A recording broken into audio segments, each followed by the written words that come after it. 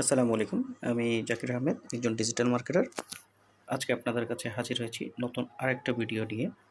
আজকে আমরা দেখাবো কিভাবে আমরা ফেসবুক থেকে ভিডিও ডাউনলোড করব। আমার কাছে অনেক কোয়েশ্চেন আসে কিভাবে আসলে ডাউনলোড করব।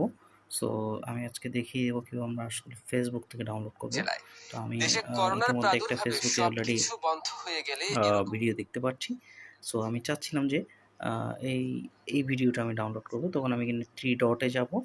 তারপর হচ্ছে এখান থেকে আমি অনেকগুলো অপশন দেখছি। সেভ ভিডিও দেখছি। সেভ ভিডিও করলে হচ্ছে কি আমরা এখানে আমাদের ফেসবুকে আ সেভ হবে। এটা কিন্তু আমাদের গ্যালারিতে আসবে না। তো আমরা যদি গ্যালারিতে আনতে চাই সেক্ষেত্রে আমরা এখানে কপি লিঙ্ক দেখছি। সো লিঙ্কটা কপি করলাম। আমরা ফেসবুক থেকে এখন বের হয়ে যাব। ফেসবুক থেকে বের হয়ে সরাসরি আমরা আ ক্রোম ব্রাউজারে চলে যাব। ক্রোম ব্রাউজারে আসার পর আমরা যে লিঙ্কটা কপি করেছি সেই লিঙ্কটা আমরা এখানে সার্চ বক্সে চেপে ধরে রাখবো কিছুক্ষণ। যখন এখানে পেস্ট অপশনটা আসবে তখন পেস্ট করে দেব। তো আমরা দেখতে পাচ্ছি এখানে আমাদের কাছে এখানে একটা ফেসবুকের ইউআরএল চলে আসছে। দেখা যাচ্ছে যে আমরা ফেসবুকের আগে একটা দেখতে পাচ্ছি। সো আমরা এভাবে প্রথমে চলে যাব, একদম প্রথমে চলে যাব। আমরা যে লিঙ্কটা দেখতে পাচ্ছি লিঙ্কের প্রথমে চলে যাব। গিয়ে আমরা ঠিক যেখানে আছে এর ওইখানে কার্সর রেখে জাস্ট এর পরে লিখে দেব বেসিক।